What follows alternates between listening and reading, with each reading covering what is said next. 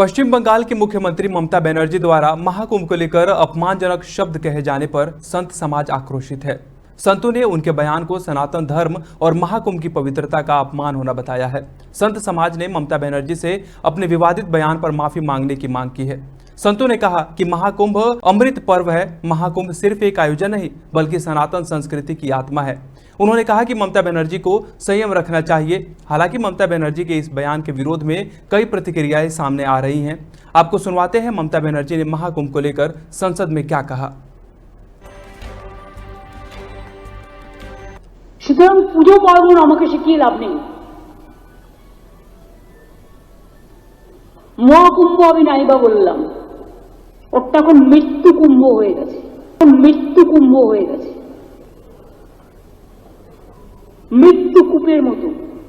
আমি মহাকুম্ভকে সম্মান করি, আমি শ্রদ্ধা জানাই, পবিত্র গঙ্গা মাকে আমি সম্মান করি। কিন্তু প্ল্যানিং না করে এত হাইপ তুলে এত লোকের মৃত্যু বললেন 30 জন, কথাটা কি সঠিক? কত ডেড বডি ভাসিয়ে দিয়েছেন নদীতে? কত হাজার হাজার। देखिए, ममता बनर्जी जन्म से हिंदू हैं, हिंदू घर में उनका जन्म हुआ, लेकिन हिंदुओं की आस्था पर चोट करना उनका फैशन बन गया है। जय श्री राम का नारा लगाओ तो उन्हें चिढ़ हो जाती है, उन्हें गुस्सा आता है। राम मंदिर की बात करो तो उन्हें गुस्सा आता है। वंदे मातरम की बात करो उन्हें गुस्सा आता है। भारत माता की जय की बात करो उन्हें गुस्सा आता है। जो राम के नाम पर चिढ़ता हो, राम के नाम से चिढ़ता हो, वो महाकुंभ की महत्ता को क्या समझेगा? महाकुंभ सनातन धर्म का महापर्व है और महाकुंभ को क्रिटिसाइज करना, महाकुंभ को मृत्यु कुंभ बताना, महाकुंभ के विषय में अनर्गल बातें करना, ये दुर्भाग्य का विषय है। बंगाल की मुख्यमंत्री सुश्री ममता बनर्जी जी के द्वारा दिया गया यह बयान कि यह महाकुंभ नहीं मृत्यु कुंभ है, अखिल भारतीय संत समिति कठोर शब्दों में इसकी निंदा करती है। ममता दीदी, यह सत्य है कि यह महाकुंभ नहीं आपके लिए मृत्यु कुंभ के बराबर है। पश्चिम बंगाल, झारखंड, बिहार, उड़ीसा और मैं यूं कहूं कि पूर्वी भारत का हिंदू जिस तरीके से जगा है और इस कुंभ के अमृत स्नान के लिए आ रहा है, इससे आपके मन में बेचैनी होना स्वाभाविक ही है। और मुझे लगता है कि पश्चिमी बंगाल के आगामी विधानसभा चुनाव आपके राजनीतिक कैरियर के लिए मृत्यु कुंभ ही साबित हो, ये मैं तीर्थराज प्रयाग और भगवान भोलेनाथ से यही कामना करता हूँ। महाकुंभ को लेकर बीते कुछ दिनों से विपक्ष द्वारा दिए गए बयान पर विवाद देखने को मिल रहा है। कहीं सियासी बयानबाजी हो रही है तो कहीं आरोप प्रत्यारोप लगाए जा रहे हैं।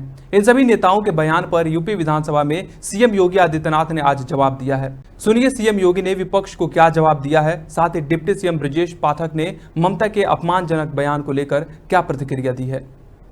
डिजिटल कुंभ पे भी प्रश्न खड़ा हो रहे थे और महोदय मैं इसके बारे में भी आपसे चर्चा करनी, इसके बारे में मैं सदन का ध्यान आकर्षित करना चाहूंगा कि दुष्प्रचार की अपनी एक सीमा होती है। दुष्प्रचार की अपनी एक सीमा होती है और कितना दुष्प्रचार हमारे विपक्ष के मित्रगण करेंगे। मैं देख के भौचक हूं कि कैसे ये लोग पूरी व्यवस्था को झुठलाने का काम कर रहे थे और किस प्रकार की व्यवस्था पैदा करने का काम कर रहे थे।